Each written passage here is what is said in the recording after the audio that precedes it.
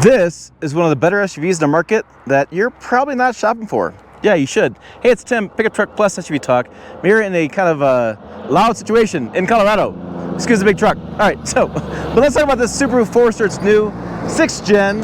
You have some compact LED lights in the front. We have some bronze right there, bronze wheels. This is a sport trim. Sport, you know, because it has bronze. It's easy to identify.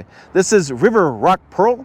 We have a starting price of $37,000 for this trim with the options and things. Starting vehicle price $29,000. Excuse me. There's some base level limited touring. Roof rails are now a standard across the lineup for the Forester. Different trims have different types of roof rails, higher, lower, whatever. We have the same kind of styling you can see of prior generation Foresters, but they've made a few changes. Things a little bit sharper, a little more sharp lines, more styling there. You know, Subaru Foresters for a couple of big key things, and for me, these are the big key things. Subaru does a lot of things really well. They get the basics right? So we have good visibility. Boom. All-wheel drive standard. Boom. We have, imagine that, comfortable seats. Holy cow. Some brands can't even get seats right. So these are very comfortable seats. They're made to keep your public right in line, to keep you very comfortable on long distance drives. We have a new, I'm going to get my stat sheet here for a minute, 11-inch screen here, 11.6-inch screen. That stands throughout the lineup. We have eyesight built in. That is their driver assistance features. In certain trim levels, it will do actually a emergency steering assist. So if it sees an object in front of you, it'll actually move around it. Yeah, because safety. Big deal with Subarus. We have structural changes. So the big deal is underneath the skin, there is some benefits to noise, vibration, harshness. Basically, it rides better, it's smoother, it's powerful. We have the 2.5 liter naturally aspirated engine. Yes, naturally aspirated engines. Excuse me, the big update with that is the torque curve. It hits faster, 3,700 RPMs. So you can have 1,000 pounds of torque, but if it takes you all day to get there, it doesn't matter. So you have the nice torque curve, hits lower in the RPMs, which means you'll feel it more. You'll feel it more about your seats, going up the hills, going up the climbs, you'll feel that torque hit faster. On the back, we can see we have the more bronze there. We have our sport badging in bronze, our single tailpipe. Look at my notes, what else I got? I think I got all those big details on that. Wireless Apple CarPlay and Android Auto, wireless charging, and updated in some of the trim levels. We have a limited and touring, which is top trims. We have a wider cargo space, and we have some kind of little Easter eggs. So right here on the door, we have some Easter eggs here, some paw prints, okay? And here's our second row seating, right? So you have cup holders, basic second row seats. Again, comfortable seats, bolsters aren't stiff. You'll be able to sit in there. We have hookups for the child seats there. I do have some vents back here. Imagine that. Some SUVs can't do vents. Subaru does them. We have 3 amp hookup and 2.4 for different USB charging.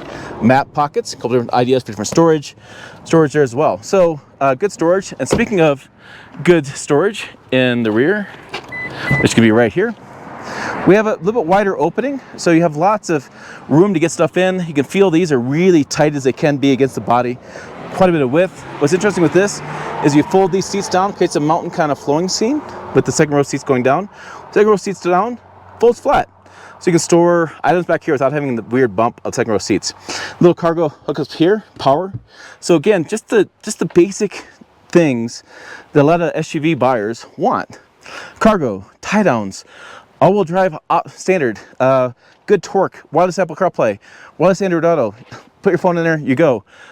It's got those features that work well.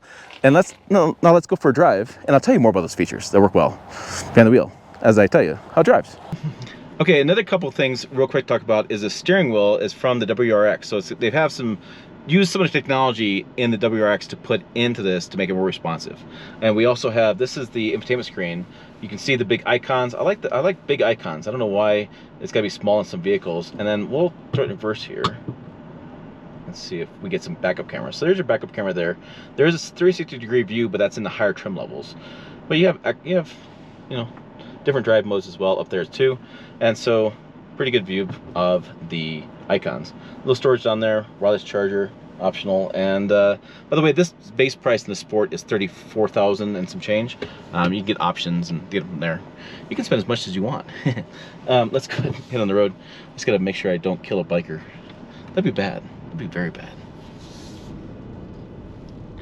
So one of the things I really like with the Subarus, it feels like they've been well known to be a very reliable vehicle. We're in Colorado, which is kind of iconic for driving Subaru up here. If you've been in the mountains, you see a lot of older Outbacks.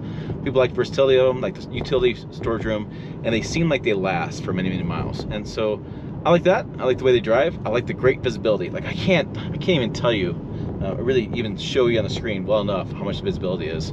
I would do it real fast with bikers. I'll go really slow.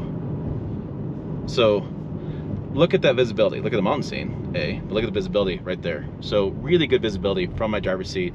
Really comfortable driving position, comfortable seats. Again, the basics are done well. And even for a naturally aspirated engine, it doesn't feel like I need turbos. RV's going turbos these days for a little bit better fuel economy, a little bit better experience behind the wheel for certain drivers.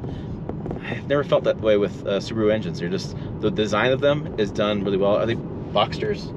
Boxster designs, yeah, I have the Subaru rep with me. Confirming a few things. So yeah, so just the way they design the engines works really well too. So, and we have about 28 miles per gallon combined in this. So you have good fuel economy, you know, and so, I mean, really, let's break this down. What do you have? You have a reliable vehicle. You have something that has really good utility as far as cargo room. You have a good price point. I think it's a better price point being the $50,000 range where most SUVs are these days.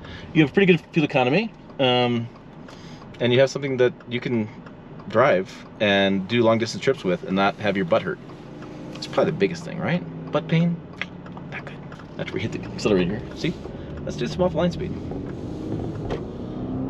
Okay, here we go. Yeah.